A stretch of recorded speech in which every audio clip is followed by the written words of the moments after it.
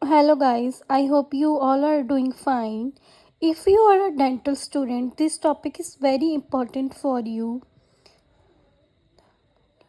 Now I will explain the second half of the topic. By the end of this video, you will understand the concept very clearly. Lefort 3 fracture, entire midface separate from the cranial skull. Lefort 3 fracture, entire midface separates from the cranial skull. The fracture runs from near the frontonasal suture transversely backward and parallel with the base of the skull, and it involves the full depth of the ethmoid bone including the cribriform plate. Within the orbit, the fracture passes below the optic foramen into the posterior limit of the inferior orbital fissure. From the base of the inferior orbital fissure, the fracture line extends into two directions. Backwards across the pterygomaxillary fissure to the fracture the root of the pterygoid laminae, and lateral across the lateral wall of the orbit separating from the frontal bone. What you have to remember: nasal bone, medial wall of the orbit, orbital floor, lateral orbital wall, zygomatic arch, frontozygomatic suture, pterygoid plates. What are the clinical features of Lefort 3 fracture? Intraorally, dearranged occlusion, posterior gagging of the occlusion due to early contact of the back teeth. It will lead to dearranged occlusion, airway obstruction, posterior displacement of the maxillary can result in soft palate touching the post part of the tongue, causing airway and speech impairment. Extraorally, dish face deformity due to the depression of the flattening of the midface, separating at frontozygomatic suture, cerebrospinal fluid, rhinorrhea, hooding of eye, antemogloid slant, it means downward tilt of the outer corner of the eye. The commonly used radiograph for identifying maxillary fracture are occipitomental view and paranasal view.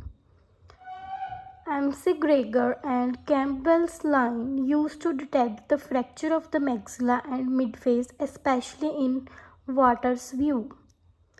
First line across the zygomatico-frontal, the superior margin of the orbit and frontal sinus.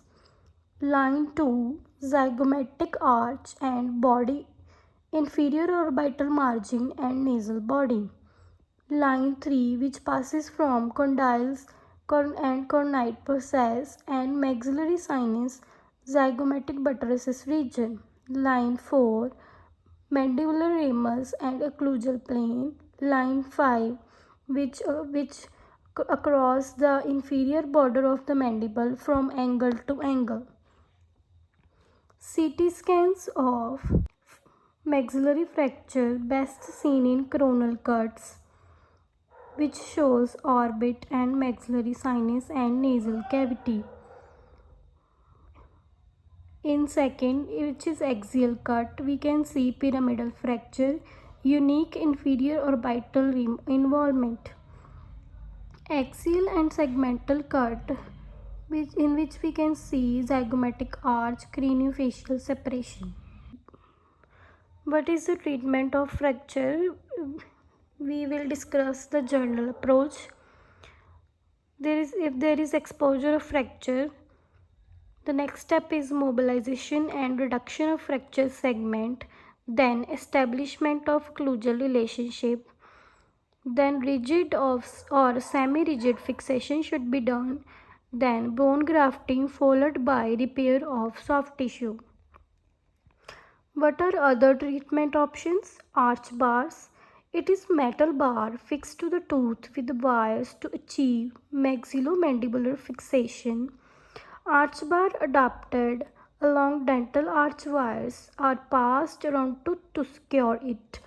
Upper and lower arch bars are connected with elastic or wires. This keeps the jaw immobilized by healing. Next is suspension wires used to support the fractured maxilla by attaching it to stable bone of skull. Patient is given general anesthesia. Then the fractured maxilla is manually repositioned to its normal anatomical position. Then placement of the arch bars. A arch bar is used to fix upper and lower. Then maxillomandibular fixation. It includes upper and lower jaws are wired together. Then passing of the suspension wire. What is suspension wire? A stainless steel wire is passed through the stable bone. Suspension of maxilla.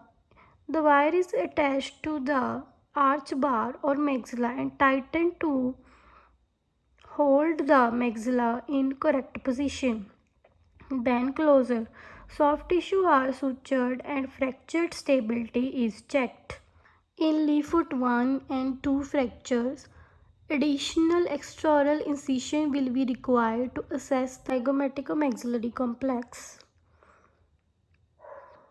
Third treatment option is rigid internal fixation, that is fixation of fracture bone segments with plate and screw to provide absolute stability. Rigid internal fixation is with titanium bone plates and screw is now standard of care. In lefort 1, the paranasal and zygomatic buttresses must be rigidly fixed. The plates should be well adapted. At least 2 screws must be present in either side of the fracture. It means 4-point fixation is done at vertical pillar of nasomaxillary and zygomaticomaxillary region. In lefort 2, it should be fixed at frontonasal suture region and infraorbital rim and also both zygomaticomaxillary buttresses. In lefort 3, the fixation should be at nasofrontal and frontozygomatic. What are the forceps we use to reduce the maxilla? There is Ross disimpaction forceps, which is used to reposition the maxilla in mid-phase fracture. Each instrument has 2 blades, one for engaging the palate and one for engaging or insert through the nostril. After engaging the forceps, the maxilla has to be mixed. The maxilla has to be moved in all planes to ensure mobilization. The next forceps is Hatton-Williams forceps, which hold the maxillary together. The instrument is inserted after vestibular incision and is engaged at the pterygoid region.